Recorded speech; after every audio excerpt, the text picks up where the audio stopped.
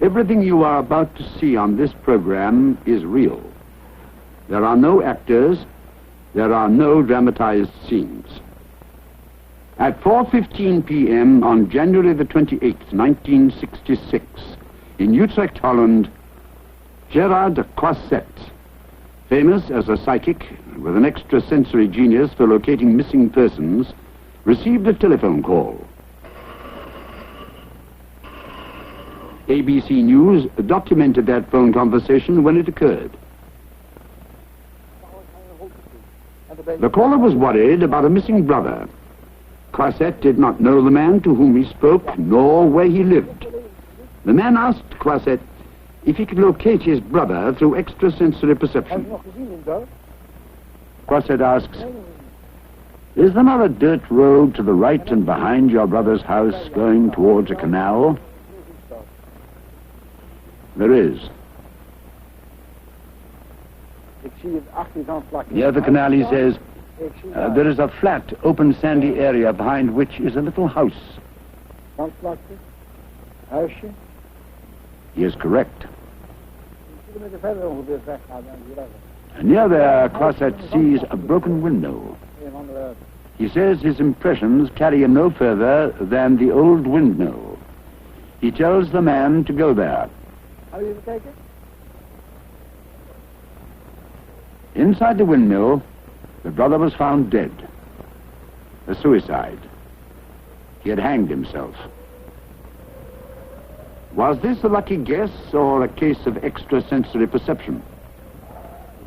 In the next hour, we will join science's newest heretics, who insist that science must consider the impossible and take a bold new step.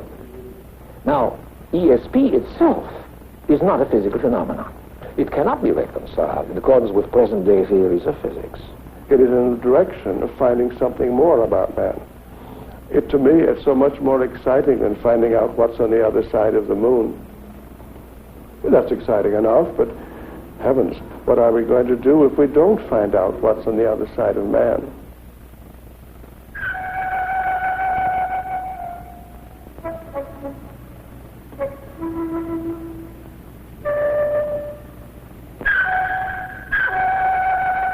The Baffling World of ESP is brought to you by B.F. Goodrich, the name that spells quality in tires, chemicals, plastics, footwear, products for home, industry, and aviation. B.F. Goodrich. Meet Jeffrey Masters, nuclear physicist. When it comes to splitting atoms, nothing stumps Jeffrey. But when it comes to buying tires, everything does. Jeffrey is snowed by tire talk. Cross-braced treads, 4-ply rayon, second line, third line, fourth line. And faced with tire sizes and tire prices, he draws a blank. So Jeffrey has been sold some pretty peculiar tires.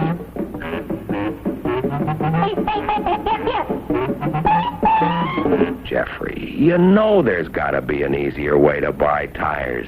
Come on over to B.F. Goodrich. We've got a brand new way of doing business. We call it straight talk.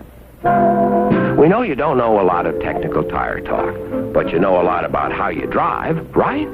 Okay, take this, our B.F. Goodrich tire value calculator. Go on, work it yourself. Tell it how you drive. Now turn it over. It tells you what kind of B.F. Goodrich tire is best for you. You don't have to be confused anymore. You see just what you're getting, just what you're paying for.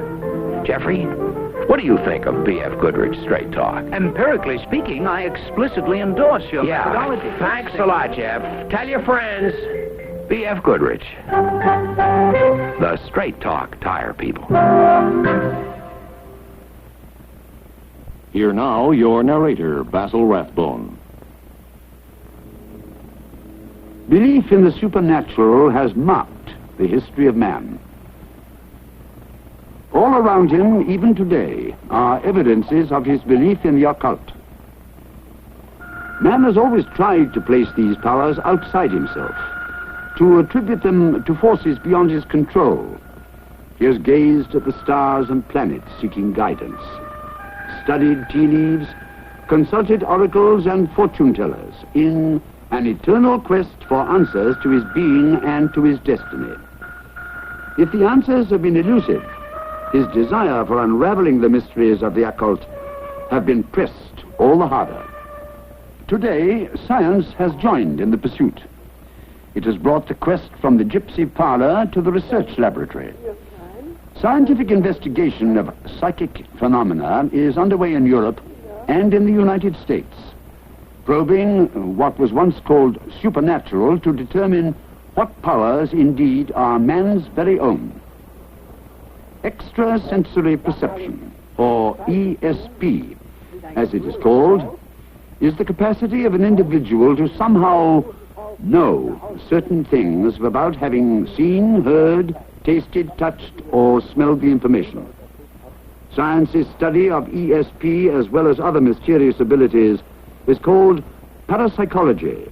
One parapsychologist, Dr. Louisa Rhine, has collected over 10,000 cases of apparent ESP. And this is a tragic case.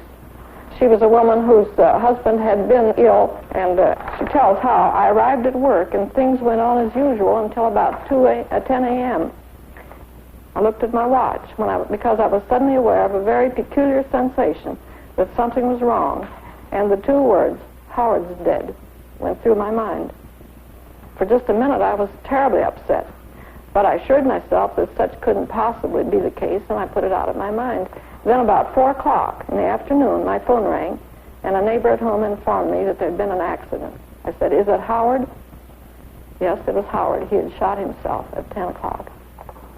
Spurred by such reports, pioneer parapsychologist Dr. J.B. Rhine and his wife have devoted 4 decades at Duke University to establish what they believe to be scientific proof of the existence of extrasensory perception. Someone who has an awareness of a distressing thought and a crisis of someone near to him, we call telepathy, to the transfer of thought from one person to another by extrasensory means.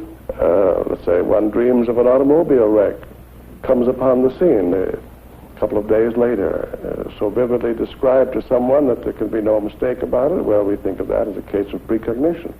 If man has something which would enable him to see something or to perceive something 4,000 miles away, as in some of our experiments, perhaps 3 months or a year ahead, as in some of our experiments.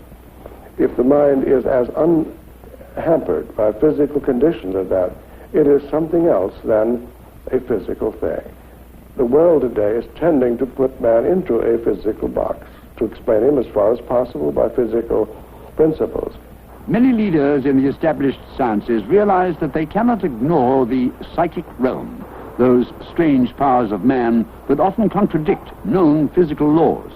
Here at the renowned Menninger Foundation, eminent American psychologist Dr. Gardner Murphy explains why. If science would make more progress, we took the attitude that anything that is reported, no matter how absurd it may seem, is openly investigated. I think there's room for thousands of stray phenomena which don't belong to any one fold or tribe, which nevertheless somehow fit into the total scheme of nature.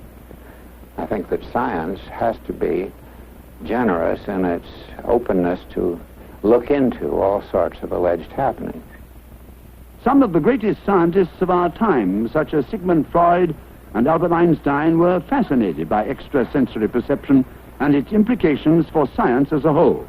Here at Yale University, a leading American physicist, Dr. Henry Margenau. Time, space, energy, causality are strictly physical concepts. They will doubtless need to be modified in reasonable and cogent ways in order to accommodate the experiences of the psychical researcher. They are challenges. If they were merely things that rubber stamp and confirm what we already know, these things would have no challenge for me. This is not a game of chance. This is a systematic laboratory technique. developed by J.B. Rhine to investigate clairvoyance. The subject guesses down through the deck of 25 cards containing 5 of each symbol and indicates what she believes to be the top card in Dr. Rhine's hand. Since he himself does not see the cards, the subject tries to perceive them directly, clairvoyantly. Dr. Rhine's statistical method of evaluating results using the mathematics of probability determines whether clairvoyance appears or not. While simple guesswork would produce 5 hits out of 25 cards, a chance result, scores consistently above chance indicate ESP at work. Taking a different approach than J.B. Rhine, in Germany at the University of Freiburg, psychology professor Hans Bender, who runs the Institute for Border Areas of Psychology and Mental Hygiene, studies the occult or paranormal in the context of psychology. Highly developed psychics are his subjects. This boy, Heino Schultz, can shatter china with a glance, according to Professor Bender, who believes him capable of extraordinary powers of mind over matter called psychokinesis. In a shop, there was a very curious breakage of porcelain. For about $2,000 porcelain had been broken in the course of 2 days. Experts, police, and so on had investigated the case. They found no normal reason. But there was an apprentice, a 14-year-old boy, and it showed that only when the boy was in the shop, the phenomena happened. And it was very probable that it was dependent on the boy and probably a psychokinetic phenomenon. This is a photograph how we found the big room where the china was exposed. It was covered with broken porcelain, and the wife of the shopkeeper showed me what she observed. When the strange events happened, cups, saucers, pots literally jumped from the shelves, and people were absolutely flabbergasted.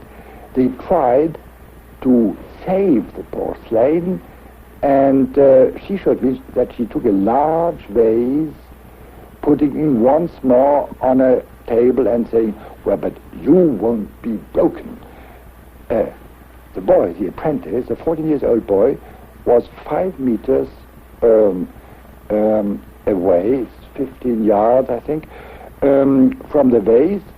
She observed the vase, and all of a sudden, the vase slowly moved, fell down, and broke. At this very moment, the woman realized there's something occult, no normal event. The apprentice is a very frustrated boy in an unhappy life situation, and in terms of psychological motivations, it's a sort of explosion of an inner tension of a frustrated creature. First it was normal ways, and then it turned over to an abnormal way, to a psychokinetic way. Psychokinesis, mind over matter, is always linked with extrasensory perception, because the strange energy must be in a way directed by extrasensory perception. I made ESP experiments, and he likes music, Beatles and so on. He touches the key cards in the rhythm of the music. Results, we made about 800 runs, 25 calls each for the beginning, and got results with the probability against chance of 1 to 10 billions. That means that you have to repeat the experiment 10 billion times to get once the result by chance. This is an outstanding result, and the boy is certainly a high-scoring subject, and high-scoring subjects are very rare. Heiner certainly is a psychic, but the problem is, do the psychic abilities only show in the actual situation of his being frustrated, or will they show later when he is socialized, when his life is disciplined, and so on? That's the problem. This is a night watch. This psychiatrist is engaged in an all-night experiment in telepathy.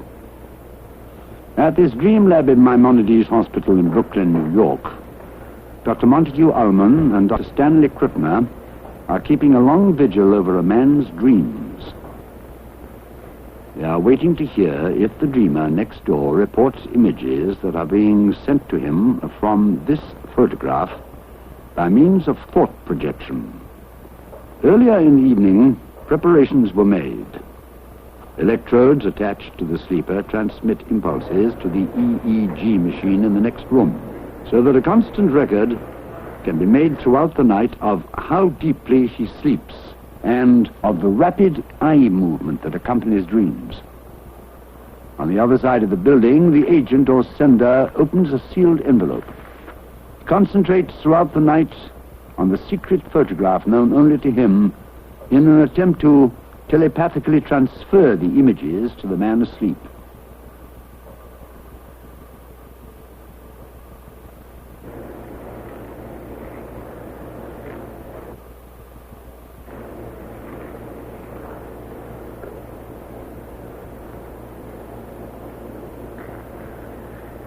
The EEG indicates he is dreaming. Bill? Have you been dreaming? Tell me your dream. A Spanish-looking house, and they were looking for some money. There seemed to be a man that was looking for it, was sort of directing the activities of a number of people. I find that funny. The house was Spanish, for there were a number of people, 4, 3, 4, 5. I guess that would be about the number. Men have always attached great significance to dreams, long before the revolutionary theories of Sigmund Freud. In ancient times, dreams were believed to be portents, and seers and prophets capable of interpreting them. Dr. Ullman sums up the Dream Lab experiment. At the end of the night, the subject himself is shown the range of pictures and asked to select the one picture that he thought represented the target. And indeed, we did come by one who simply seemed remarkably adept at somehow incorporating important elements of the target into his dreams. How big will be that? We are encouraged by our results. We're ironing out many of the problems of control and evaluating the data. And we're still in what I would call the early stages of investigation, even though we've been at it 5 years or so. Dr. Gardner Murphy is president of the American Society for Psychical Research. I think we can say there is real truth in this notion that the quiet, empty, receptive mind is one in which particularly the telepathic impression gets registered somehow. Very frequently there are what are called latent impressions, where a person in deep sleep seems to be reaching out for the events happening to people who are significant to him. there is such a thing as shutting a thing out because you can't accept it. Let's say a telepathic message is knocking at the door and never gets through. Then, at a higher level, there's such a thing as receiving some such impression at a vague level and being afraid to talk about it so that it dies on the vine. The thing does still get through under these conditions, but it never gets reported. And we have whole areas of the globe from which we get almost no parapsychological reports, and there's a deathly fear of these things.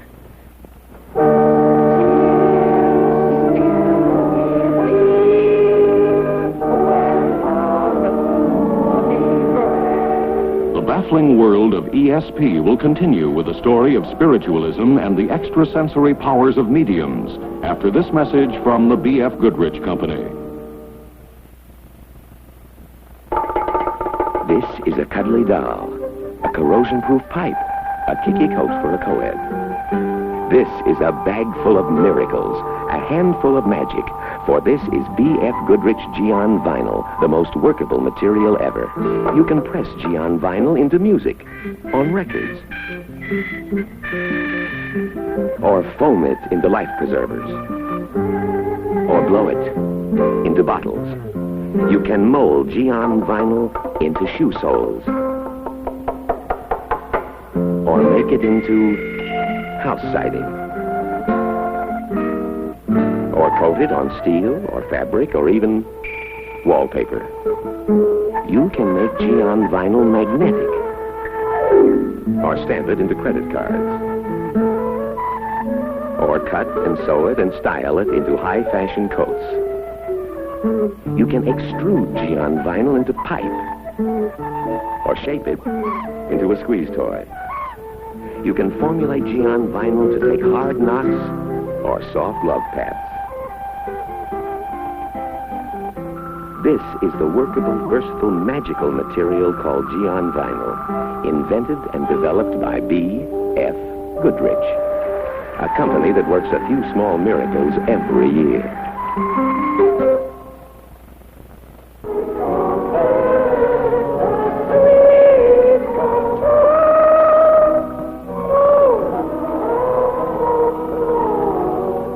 These people have congregated in the hope of receiving messages from the dead.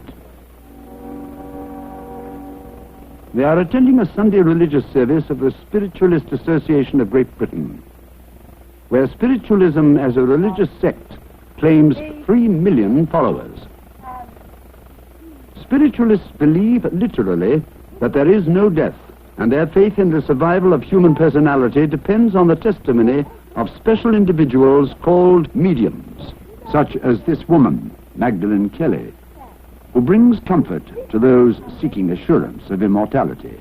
I just do not like you to nod your head to me as an answer, because there is absolutely no reception in it, and no welcome to the spirit friends. Now, I'm with a lady down here. With you, madam. That's correct. First of all, I draw your father with you from spirit. Now, he does bring to you a very great love and affection from... It was in the heyday of spiritualism in the 19th century that serious research into psychic phenomena had its beginning in Great Britain. By studying mediums, it was soon discovered that ESP could explain their power to produce facts beyond their own knowledge, which they claimed spirits gave to them. Yes. And your mother says she's called Anna. Yes. Yes. It was in 1882 that the British Society for Psychical Research was founded as a serious scientific organization. Braving the scorn of orthodox scientists, the SPR, as it is called, has collected and filed a wealth of information resulting from its impartial investigations of reports of hauntings, apparitions, poltergeists, telepathy, as well as the work of highly gifted mediums. Douglas Johnson, one of London's well-known mediums, is currently cooperating with SPR telepathy experiments. Nevertheless, it is here at the College of Psychic Science, which, despite its name, is a spiritualist organization, that Douglas Johnson earns his livelihood by giving private sittings or seances. In a special sitting arranged by ABC News, Mr. Johnson demonstrates his powers for a woman he has never met before. I like, if I may, to hold something of yours, such as a wristwatch, anything that you use and wear that doesn't belong to anyone else. It helps to tune me in a little. Have you got something you could have? Have you a wristwatch on? I have a bracelet on. Oh, that would do fine. Let's have that. And if you could be good enough, if you do understand, to say so, and if you don't, and I don't know what I'm going to get, well, please say so. Of course. Right. Well, I'm not in touch with anybody yet, but that doesn't mean I won't be.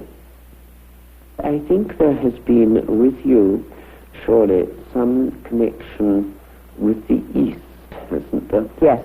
Because I can see Eastern scenes, is that so? Hmm? And, just a minute. Oh yes, you spent a long time in the East, didn't you? Not a long time, no. Well, are you writing something about Egypt? Because you've collected a lot of information, and there's some... I'm getting a terrific feeling of encouragement if you do something. Well, that's very interesting indeed, and you're absolutely right. And it's you must get on with it. I have a feeling that you must have studied psychic and esoteric things quite a long time. And I think that is what it is. And there seem to be enormous amount, because your path isn't the orthodox sort of spiritualistic path at all. It's very much one, I think, that lies in other directions, and which to my mind is possibly a more important path.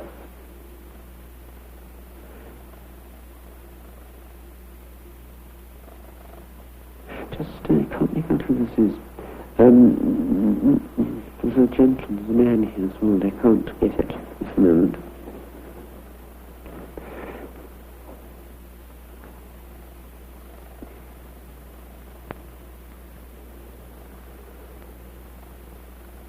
Yes, I cannot see him, but there is a gentleman here who's passed on, who is connected with you, and he didn't pass quickly at all. This was a comparatively long period of ill health. I don't mean that he was unable to get up, but I think he failed, as it were, and the end might have been a short illness, I do not know. But there was something very wrong in the end with his legs, and he couldn't walk. And this strong feeling of interest coming. I don't know whether he was paralyzed, but I feel he almost was. That's quite correct. And I feel very much that he's close to you, and that he's still interested in you. That would be so. And that he is anxious to encourage you. He had a very good brain. Yes. And sort of academic brain. That's right. He was like a professor almost. Quite right. I think he has been over for several years, has he not, this man? About 2 years or something. 18 months. And you need not worry at all. He's your husband, isn't he? Well, I'm quite wrong then, but there's this great bond between you. There was an enormous bond, then perhaps it was an intellectual bond, I don't know, but it was a very long, very strong bond. And I feel he helped you in some way with your studies and things. Yeah. And he was very interested in different kinds of philosophy and all these sort of things. Can you understand this? Yes, of course, that fits perfectly. And he says that it's marvelous here because one's mind is so much clearer. And he had a good mind. It was his body that failed. Wait a minute.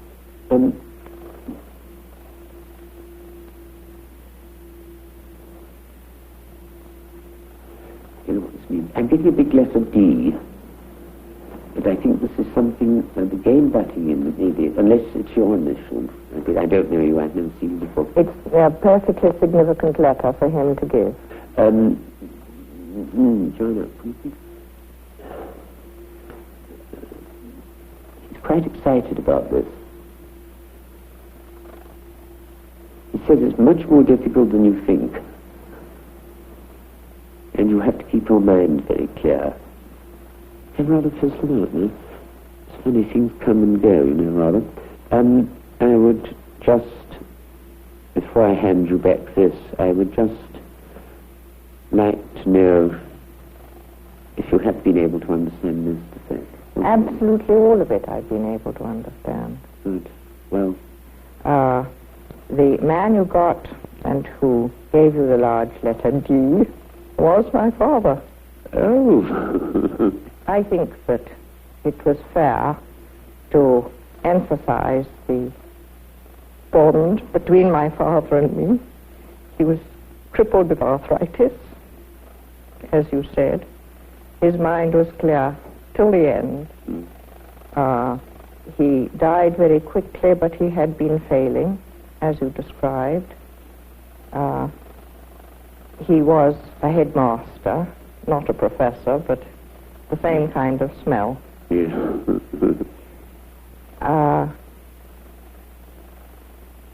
You are right that although I am very interested in extrasensory perception, it's not my main preoccupation.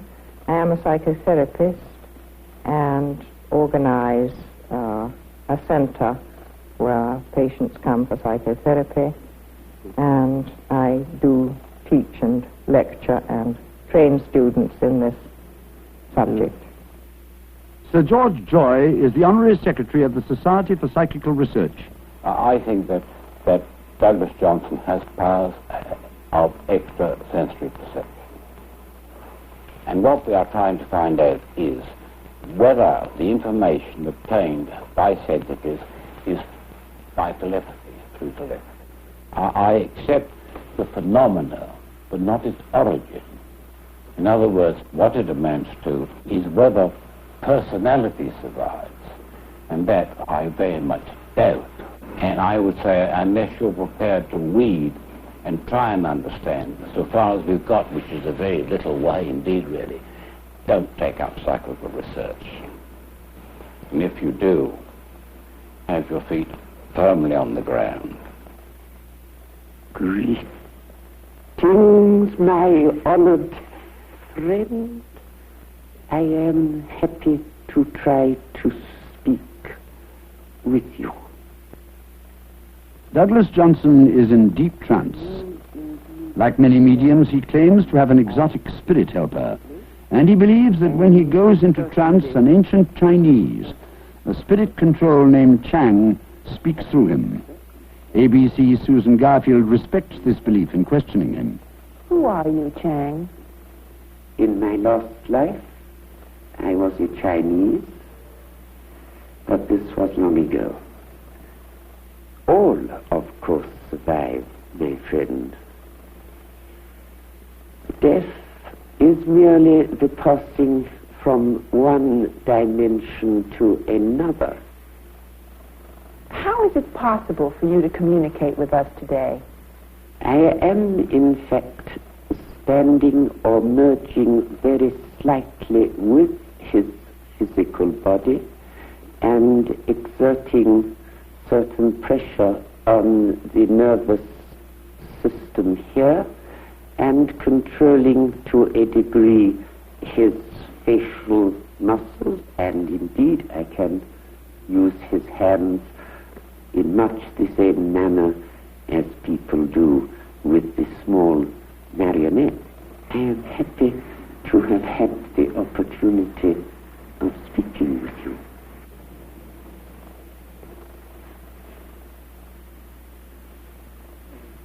Mr. Johnson is coming out of trance.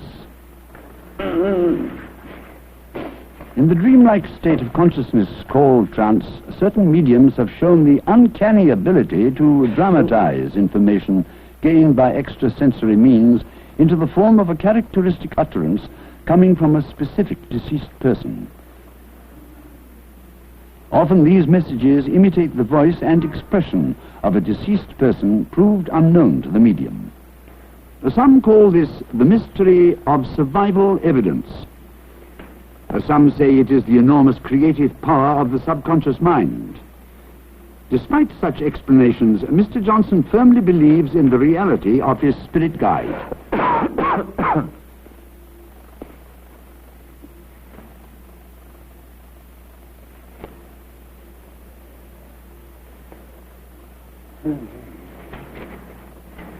That's better. Feel a bit more human now. Is Chang real? Oh, I'm absolutely certain. I've seen him. People think it's a form of self-hypnosis and a dramatization, of course, of a facet of your personality. And this I can well understand. But I happen to know it isn't, because I've seen him. The history of spiritualism and mediumship is fraught with a great deal of fraud and a great deal of phonies. Hasn't this somehow set your cause backwards? I do my work. This is purely personal, and I do it as well as I can, and I do it as honestly as I can. I don't think that I've got any banner to wave at all, and I don't think that you should force anything down anybody else's throat. Some people, the people who are sufficiently interested and who can accept, are those perhaps who can be helped. But I think that certainly there's been a great deal of fraud, but there are a great many fraudulent solicitors, aren't there? The Baffling World of ESP will continue with an examination of the psychic abilities of Gerard Croiset, famous Dutch clairvoyant, after this message from the B.F. Goodrich Company.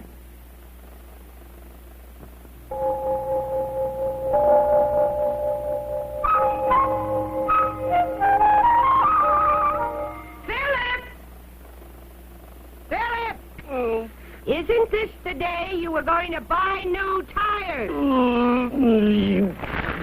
Philip!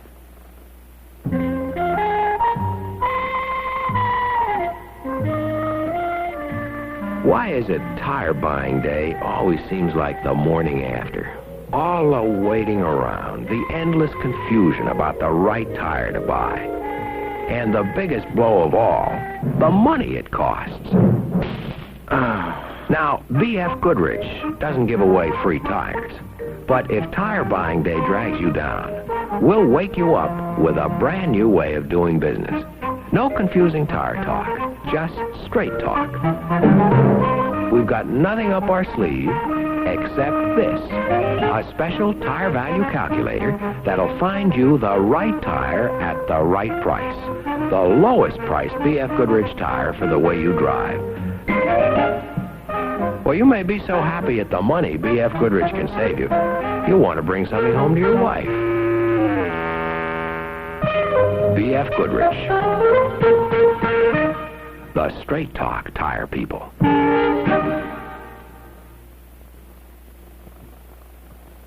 This man is a living legend in his own country. Gerard Croiset of Holland has devoted himself to those who seek his aid as a psychic. Parents of missing children, families haunted by an unsolved murder, those suffering from an undiagnosed illness. Write, telephone, or visit Croiset. He is believed by many to be a kind of modern oracle. Parapsychologists believe that while ESP may be latent in everyone, in some rare individuals, the powers of telepathy, clairvoyance, and precognition appear regularly. Experimenting with Croisette, Professor Willem Tanijf, director of the Parapsychology Institute of the State University of Utrecht, oversees many of the cases on which Croisette gives his impressions. After 20 years' study, he is convinced that Croisette is a remarkable paragnost, the Dutch term for psychic. Now I know that there are people who have extrasensory perception. I know that. I have seen that myself. Inspector van Woedenberg of the Soest police testifies to the reality of precognition. He and Croisette retraced the steps they took to find a missing child in the town of Voorburg, for whom the police had searched in vain for 6 days prior to Croisette's offer of help. Croisette informed the inspector that his sixth sense told him the lost child had drowned. He indicated the spot near the small house with the weather vane where he envisioned the boy falling into the canal 6 days previously. But he prophesied the body would not be found there. At some distance along the canal, near a bridge, Croisette stopped. He told the inspector this was the spot where the body would be found 6 days later, on the 12th day after his disappearance.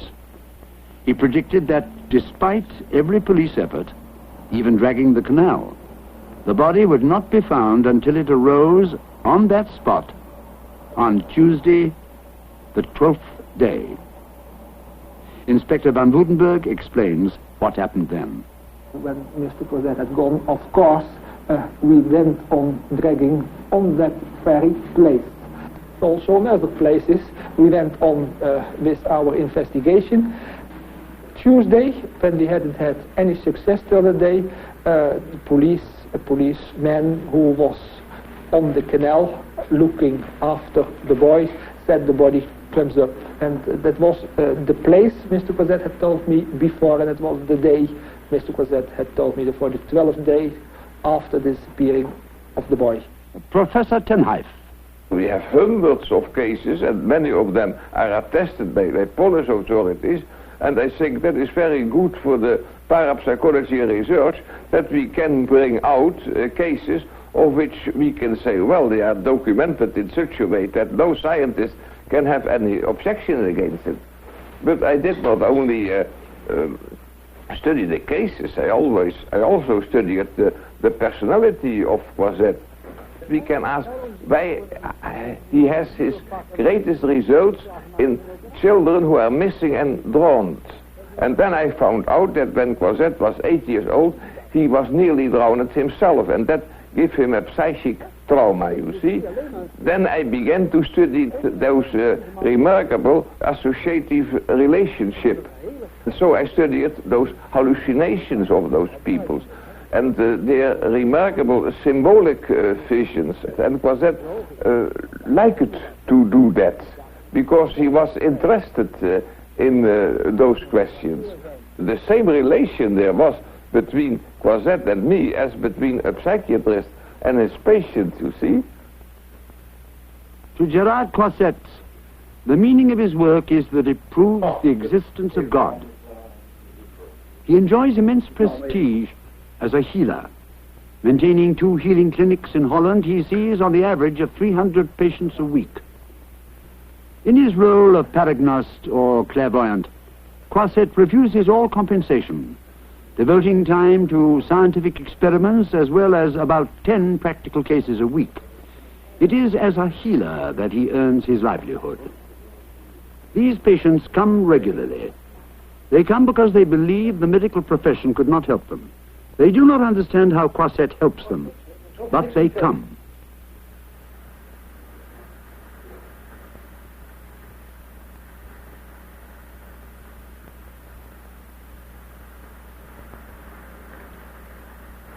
Dat is vandaag gebeurd, joh. Dat is vandaag gebeurd.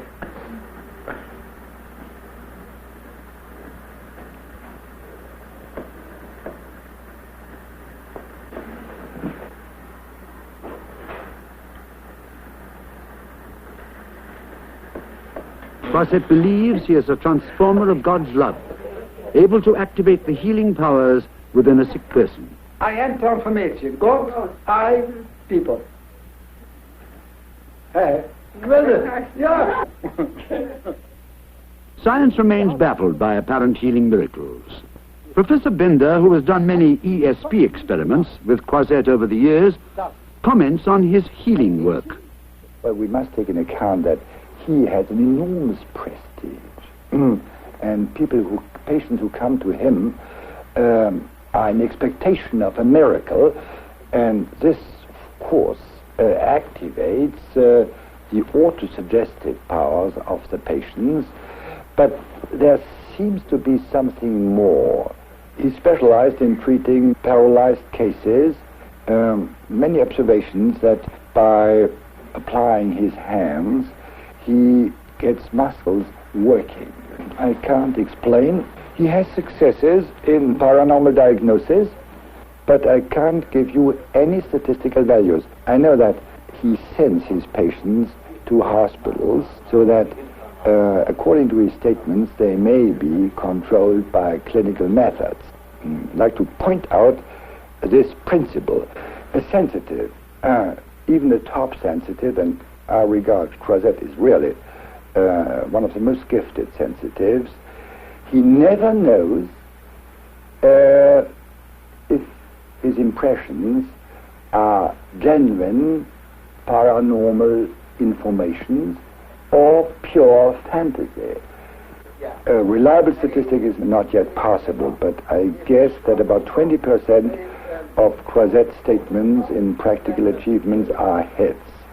Another 30% may show some paranormal content. The rest is fantasy. If a client comes to a sensitive and asks him, well, my money has been stolen, would you tell me who is the thief? It very often happens that the sensitive describes a person in detail, which should be the thief, but it shows that it's just what the client meant, what he awaited, unconsciously, half-consciously, or even consciously. Now he is persuaded this is the thief, and it is not. Extremely dangerous. Extrasensory perception is elusive. Neither the scientists nor the psychics know when it will appear, how, or even exactly why.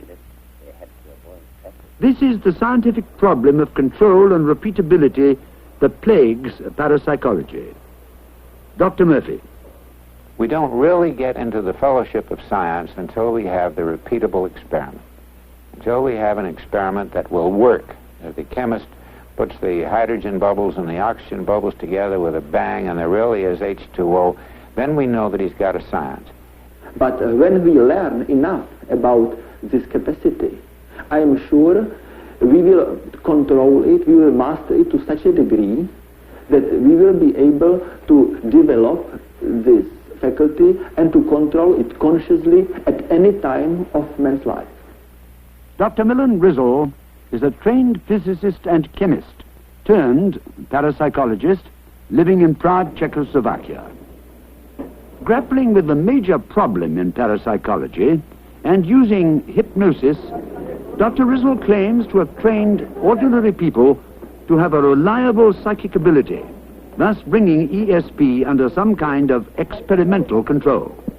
Up to now, I have worked approximately with 500 people, and out of those 500 people, at least 10%, it is over 50 people, have developed ESP capacity, and out of those 50 people with ESP, at least 3 or 4 of them have mastered this ability to such a degree that they could control it consciously already without my help. The main point is to bring the subject into the hypnotic state and then somehow skillfully cleverly to use the increased suggestibility of the subject to make him believe in his ESP ability and to bring him into the specific frame of mind when there is a likelihood that his ESP ability can be developed.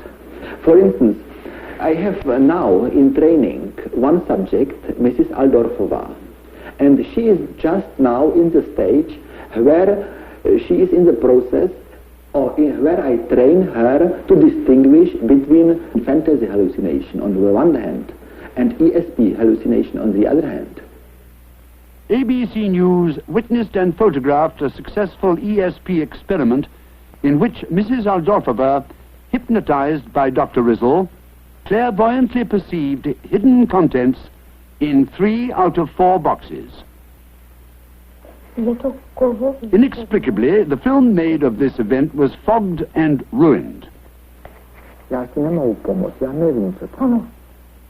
Despite 3 official requests, the Czech government refused ABC News permission to return and film another experiment.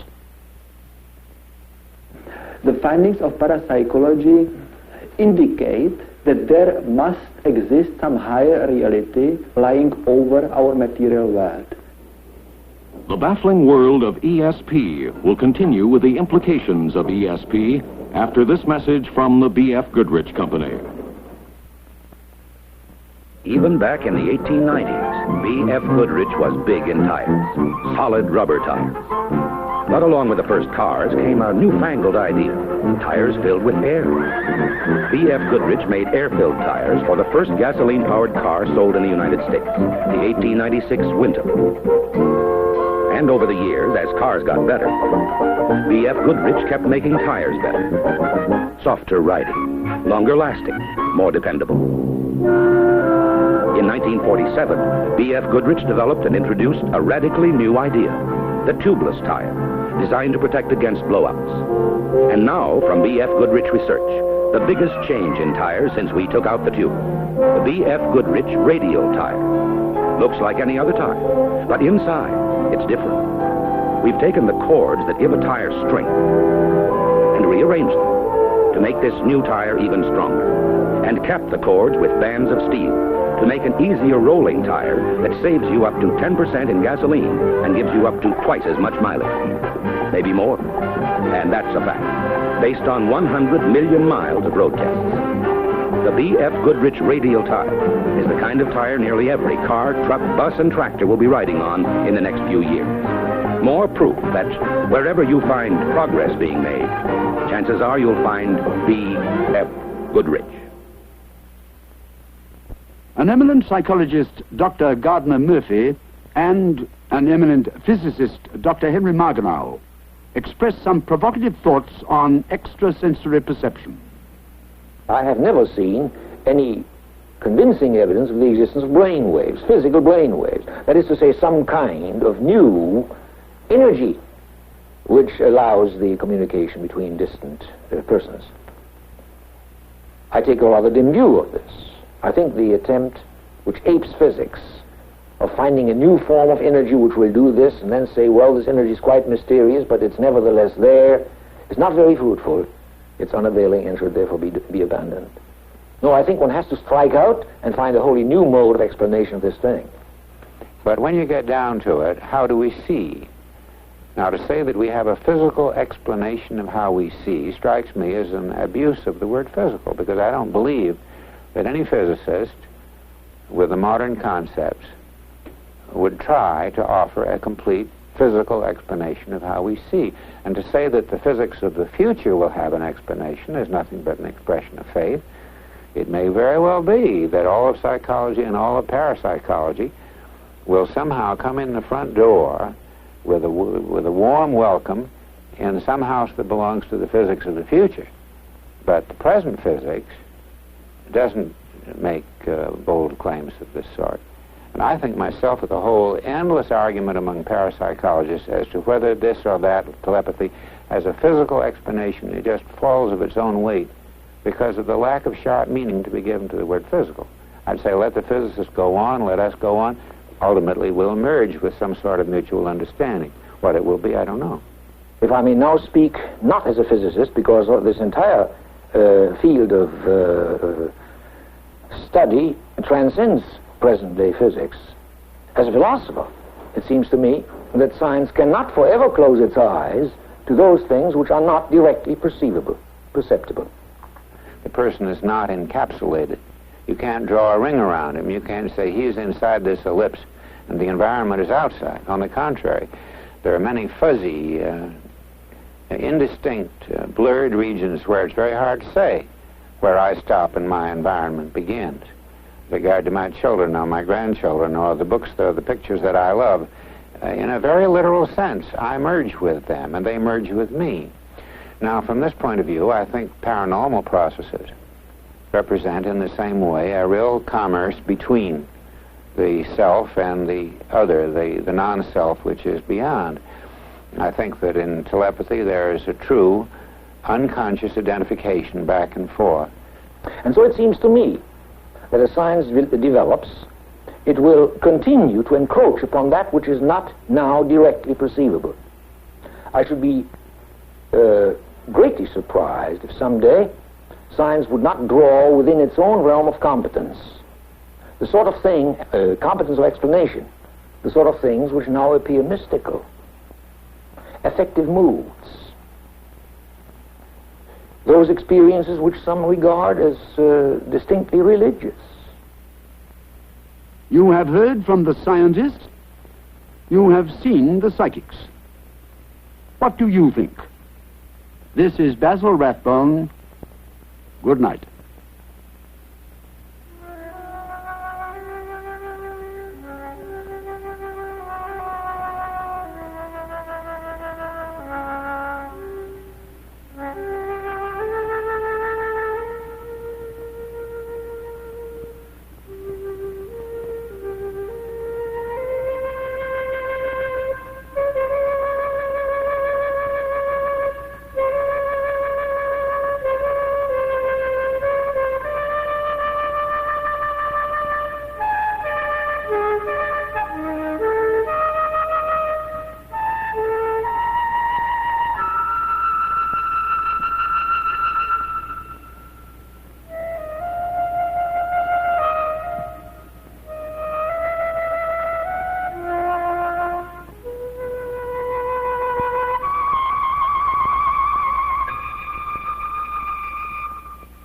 The Baffling World of ESP has been brought to you by